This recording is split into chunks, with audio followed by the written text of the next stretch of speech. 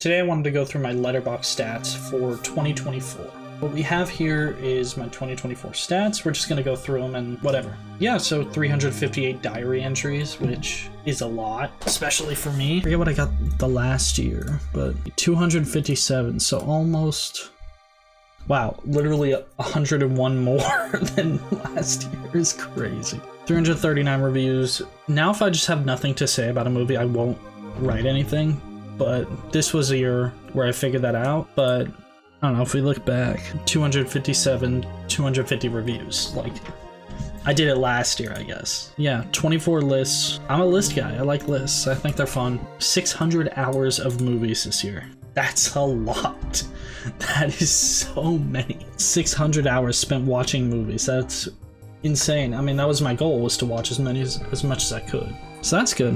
My 2024 ranked list, I will do a video on this hopefully soon. Yeah, this is pretty consistent all the way through, is by week. Like 7 or 8, sometimes 10. I think this was this week. It's when I did some of the Garfield stuff. Yeah, that makes sense. This was during my finals week for school, so I didn't watch that much. And then this was 2 days, so I watched 2 films, which is still pretty good. Average 29.8 a month, 6.8 average per week is pretty good. I'll take it. I watched a lot on a Friday, but I did watch a lot on Monday and Friday, and then on the weekend. That's cool. That's good. My first film was Elf Pet's St. Bernard Save Christmas. Bro, how and why did I start my year with this? I'm pissed. 2024 is gonna suck. Real. But what's really funny is I follow this up with Black Swan, which is really good. We love Black Swan. But yeah, 50th was Marcel the Shell with Shoes On. 100th was Portrait of God, which was a short film. 150th was Hitman. It was pretty good. 200th was Deadpool. 250th was a short film for The Conjuring video that I'm doing soon. 300th was Midnight in Paris. 350th was a Recess film. So I like the show. My profile picture is one of the characters in the show. And the last film I watched was Tim Dillon, This Is Your Country. What's funny about this is I wanted it to be Challengers on December 30th, but then my family sat down and watched Tim Dillon. I specifically wanted this to be my last of the year, but it didn't work out that way, which is fine. I don't know, I just thought it was funny. My most watched, I watched The Holdovers 4 times, mainly because in one of my classes we used it as a research film. So we were watching it a lot, we were talking about it, we were reading the script. It was just part of the class, so that's why I watched it so much. Challengers, because it's one of my favorite for the year. Dune, Garfield Thanksgiving, Whiplash. Whiplash, my 2 watches were this when I saw it in theaters and when I showed it to my dad. So like 2 months apart-ish. Rosemary's Baby was really fun twice. I saw TV Glow. It's my favorite for the year. I gotta watch it at least once. Godzilla -1. I can't stop watching that film. It's just, it's magnificent. I can't. My summer of new viewings, basically every year I do a thing where I watch as many films that I haven't seen as possible and then rank them just based on how much I enjoyed them. I watched a lot. I watched so many. But yeah, top 5: Moonlight, Rosemary's Baby, I Saw TV Glow, Dracula, Bones and All. Love them. Love them so much. Top genres, countries, languages, comedy in 2024, really? I guess some of these, can you really consider Red One a comedy? Drama, horror being as high as it is good. That's kind of what I wanted. Do I want to go harder on the horror next year? I'm not sure. 52 from the UK. I mean, I guess. English, 332. 4 non-spoken language films. That's... Actually, there's no audio in this one. Silent, silent, silent. Okay. Themes in nanogenres, horror, haunting, psychological, thriller. I don't know. Kids in animation is kind of wildly high for me this year. Scary, tense, cliche. That's funny. That's really funny. Yeah, I watched a lot of horror, but 2024 premieres, 25 to 75 basically. That's pretty good. I'll take it.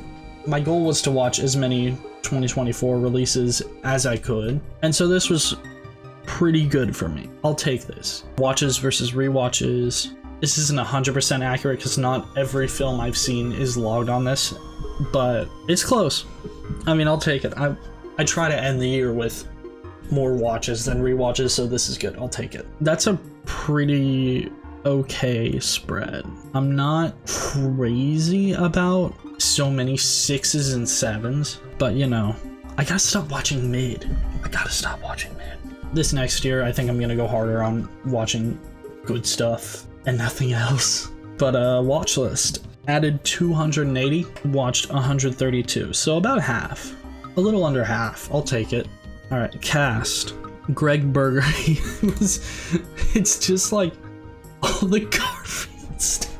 Same with Lorenzo Music, same with Tom Huge. Willem Dafoe had a big year for me, mainly just because he was in a lot. I also saw The Lighthouse in theaters. Frank Welker for Garfield. I think all of these are Garfield, except for Orlando Bloom, Samuel Jackson, Seymour, Conjuring stuff. Daniel Craig had a big year for me, mostly because I watched most of the James Bond, as well as Queer. Alright, directors. Garfield. Literally all the... Luca Guadagnino had a huge year for me. I tried to watch as much of his stuff as I could, and I think I succeeded. I watched his big stuff, some of his small stuff. 2 movies this year, Queer and Challengers. That's crazy. I love both of them. They're awesome.